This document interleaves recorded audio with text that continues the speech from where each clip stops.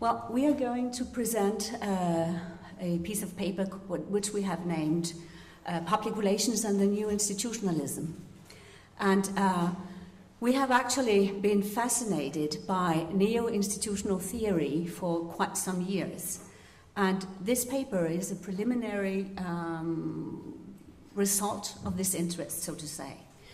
We are well aware that it is a rather complex and complicated matter to talk about in 10 to 15 minutes, but we still hope that you will be able to see the usefulness of neo-institutional theory to public relations, but also that public relations can actually contribute a lot to the theory of neo-institutionalism. Our paper is linked quite easily to the topic that is the topic of this conference, namely public relations and communication management, the state of the profession. Because what we are interested in is how are we actually going to study this state of profession? And here we claim that neo-institutional organizational theory in its most developed form will serve as a useful theoretical framework for this study. Now, as communication scholars, we find ourselves in a very unique situation, actually, because we have had, so to say, two invitations. One, which may be a rather reluctant invitation, from public relations researchers to organizational scholars, because we want actually to be able to answer the question, how can we describe and explain the institutionalization of strategic communication in private and public organizations? And organizational scholars may help us in this. But on the other hand, we have also got a very and much more direct invitation from organizational scholars who says, how does communication institutionalize? How can we use insights within communication to better understand what's going on when we are institutionalizing a new idea in an organization? So this is great for us as communication scholars. Now, what is neo-institutional theory? Well, it is a theory belonging to the field of organizational sociology. Or more precisely, it is an idea that describes and explains the relationship between organization, organizational fields, and the social context. It is a theory that explains how organization and organizational fields are actually changing as a reaction to what's going on in the external, in the surroundings, so to say, and which is influenced by institutional norms. So actually, instead of offering you a long and very detailed introduction to neo-institutional theory, well, we have decided just to bring two quotations that may explain what it's all about. The first one is from Selznick in his book about leadership from 57. He says, institutionalization is a process. It is something that happens to an organization over time, reflecting the organization's own distinctive history, the people who have been in it, the groups it embodies, and the vested interest they have created. And finally, the way it has adapted to its environment.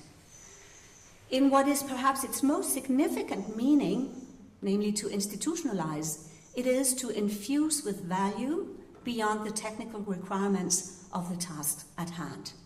So what he's actually saying is that, for instance, when we are having a communication department, well, when did we actually start having communication departments? When did the organizations find out that, wow, this is a good idea, instead of just having a marketing and a production and an AD department, now we are going to have a communication department. How does it come in?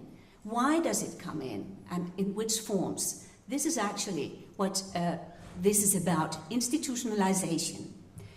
Scott puts it in another way. He says, institutions are comprised of regulative, meaning laws and rules, normative, meaning norms and values, and finally cultural cognitive elements that could be cognitive frameworks that helps us understand why institutions turn into phenomena that is actually taken for granted.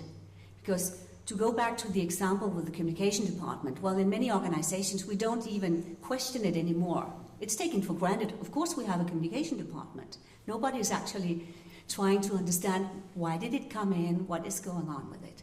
So, to finish his quote, so institutions are comprised of regulative, normative, and cultural cognitive elements that, together with associated activities and resources, provide stability and meaning to social life. And this is what is important. Now, there are several types of neo-institutional theory, and we want to work with the ones that have been the most recent developed, so to say. And if you look into the field, you'll see that we have, well, different types. First of all, you could say on the one hand, we have a theory that has developed over time from an early to a recent theory. And we have also geographical directions within the theory, because we have a very dominant Anglo-Saxon way of looking at it, but you have also witnessed a Scandinavian direction during the last 10 years or so. So in order to look into them, well, the early ones had this idea of institutionalization being something that was common to all organizations. Meaning, for instance, when they want to install a communication department, they all did it the same way. That they all took up this new idea and then institutionalized as a very homogeneous group, doing it exactly the same way. The newer research within this field is saying, well, this is actually not so. When an organization picks up a new idea, it could be about communication, it could be about CSR, it could be about lean management. They take the idea and then they actually try to adapt the idea to their own context. So they are changing them a little bit from organization to organization. And this is actually what the development of the field is about. If you look into the Anglo-Saxon way, at least to begin with, they had these ideas that organizations were passive receivers of these new ideas. The idea were diffused in the organization, and very often they were using quantitative surveys in order to actually find out whether an organization or not was working, for instance, with lean management. So they were looking into the formal adaptation of institutions. The Scandinavian research, and here you have representatives like Kjell Arne Røvik from Norway, but you also have Barbara Czerniawska, Salin Anderson, and a lot of different people who have been working with this. They say, well, this is not the case. Organizations are not passive. It's not about transmission. They are actually active interpreters. They are translating what's going on. And in order to find out how they translate, well, these people are using qualitative case studies in order to find out what kind of contextualization is going on. So they're focusing on the process. So the focus in all these types, well, you might say that today they have a lot of similarities. But what they're looking at is that organizations are more driven by search of legitimacy than by search of effectiveness.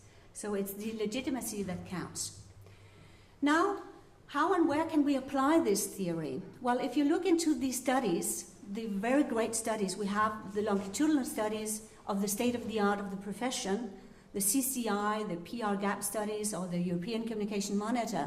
Well, many of them do not have a proper theoretical framework. They give us a lot of insights and a lot of really good knowledge about what's going on in the profession, but they are not working that much with a theoretical framework. Except maybe from the European Communication Monitor, they have done an attempt recently to try to apply the neo-institutional theory to explain what is actually going on. And this means that we can use the theory for putting these kind of questions here. We think that the theory can help us in answering some of these questions. I'm not going to go through all of them. You can look more into it in our paper. But just to give you a few examples. How does a process of institutionalization typically unfold? Is it possible to identify specific stages? From where do they get the initial inspiration for instance, institutionalizing strategic communications? Where are the forums where they are confronted with these kind of norms? Is it from research? Is it from education? Is it from practice? Where does it come from? So these were some kind of the questions. Now, this was the one side of it, but what is really interesting, we think, is that actually you can do the reverse perspective. How and where can organizational scholars apply public relations? And this is quite interesting, because if you look into organization studies for the time being, they are asking a lot of questions about the rhetoric, the discursive and all communicative aspects of institutions and institutionalizations. And just to jump to the second quotation, Sotheby, well, he says, for instance, in an article in 2010, organizational theories pay too little attention to the critical role and function of corporate public relations professionals in contemporary business organizations. So they are very much interested in the field that we are actually studying. So where can our field, communication, contribute to their development of the new institutional theory? Well, here you have some of the questions that we can be able to answer or to contribute to. For instance, which kind of roles does strategic communication play in a process of institutionalization? Do these roles vary according to the various stages? I mean, if you are just starting, getting a new idea into your organization, you see, for instance, very often leaders using a lot of communication in order to justify. We have to work with corporate social responsibility because this and this and this. A lot of explanations. Whereas later on, in a later stage, you are just taking it for granted. You're not communicating about it in the same way. So here we think that communication can actually make a very good contribution. To end, because I know that my time is running out here, are we going then in the right direction? Well, according to Finn and me, yes, we definitely are.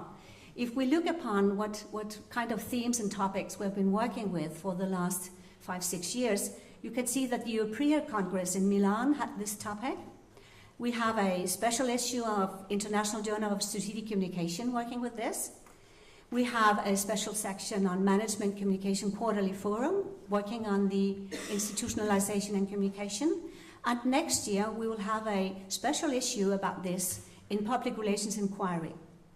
We also, another field of looking into it is the encyclopedia. When they start talking about this, putting it into our encyclopedias, well, it means that a new field has actually started to institutionalize.